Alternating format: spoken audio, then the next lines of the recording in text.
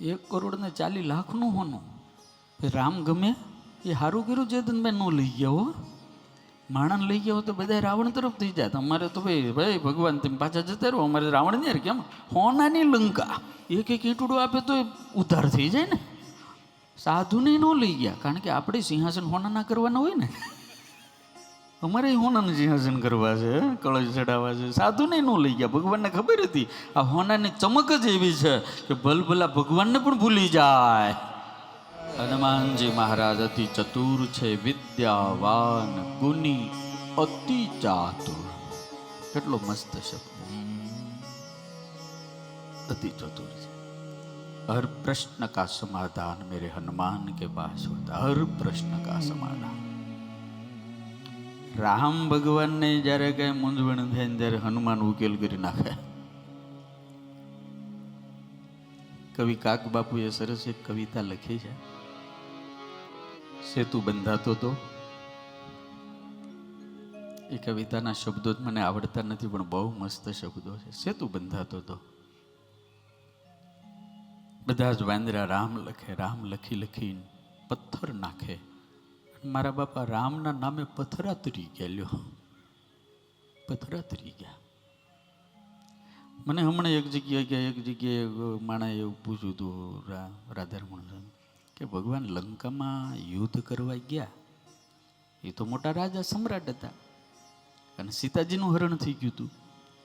જનક મહારાજને કહેતો ત્યાંથી નહીં લાખોની સૈન્ય મોકલે, સેના મોકલે. અયોધ્યામાં પત્ર લખે તો ભરતજી પોતે સેન લઈને આવે. કે ભગવાન કોઈ માણાને લઈને કેમ ન ગયા લંકામ બાંધવા? આ વાંદરાને રીછને કેમ લઈ ગયા? કોઈ માણા નહીં. લો એ બાપુ, કોઈ માણા નહીં, વાંદરાને રીછ. એક સંતે બહુ સરસ જવાબ આપ્યો. સારું કર્યું ન લઈ ગયા. તો કે કેમ? કારણ કે આખી લંકા હોનાની હતી. 1,40,00,000 હોનું.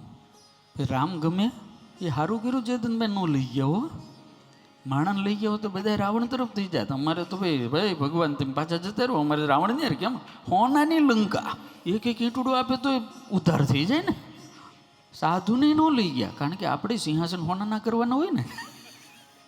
અમારે હોનાનું સિંહાસન કરવા છે, કળશ ચડાવવા છે. સાધુને ન લઈ ગયા. ભગવાનને ખબર હતી આ હોનાની ચમક જ એવી છે કે ભલભલા ભગવાનને પણ ભૂલી જાય.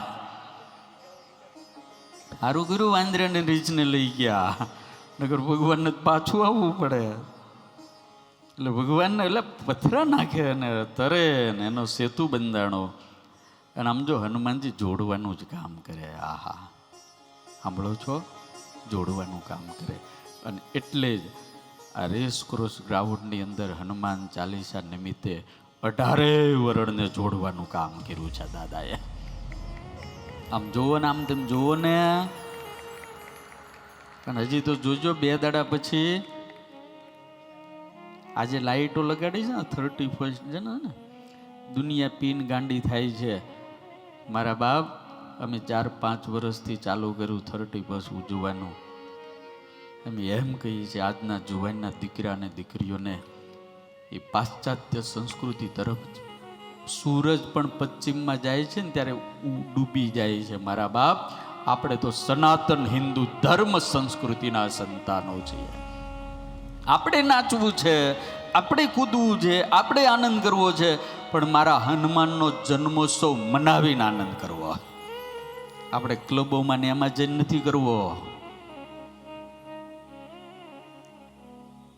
અને આ 7 દિવસની અંદર આપણા જીવનની અંદર દાદો એવો વણાઈ જવો પડે, એવો વણાઈ જવો પડે. આ તમે જોવો છો સુરતનું દ્રશ્ય છે. ગયા વર્ષે અમે સુરતમાં હતા.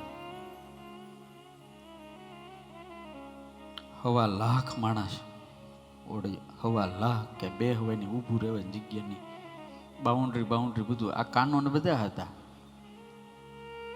ગયા વર્ષે ત્યાં પાનેલિયા સાહેબ હતા ને. અને મને એટલી ખબર પડે સત્પુરુષો, કોઈને રામ હારે વાંધો, કોઈને કૃષ્ણ હારે વાંધો, કોઈને સ્વામિનારાયણ હારે વાંધો, કોઈને મહાદેવજી હારે વાંધો, કોઈને માતાજી હારે વાંધો, કોકને કોકને હારે વાંધો, પણ મારા હનુમાન હારે કોઈને વાંધો નથી.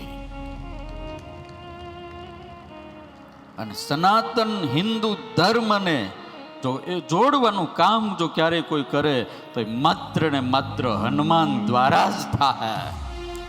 એને મનુષ્યને વાંદરને જોડવાનું કામ કર્યું, એને મનુષ્યને રાક્ષસને જોડવાનું કામ કર્યું, અને એને મનુષ્યને જોડવાનું કામ કર્યું. અરે મને એમ કહેવા દો, એને ભારત અને શ્રીલંકાને જોડવાનું કામ કર્યું યાર.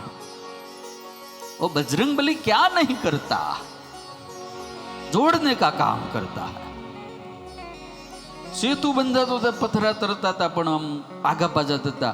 એટલે હનુમાનજીને કીધું કે આ બધું આમ ગોટાળે ચડી ગયું. એટલે હનુમાનજી તો બુદ્ધિમત્તામાં વરિષ્ઠ ને, એટલે કીધું એકમાં રા લખો ને એકમાં મ લખો, બેમાં એક એક અક્ષર લખો ને, એટલે ઓટોમેટિક નામના કારણે પથ્થરો જોડાયેલા રહે. આ દાદાનું કામ છે.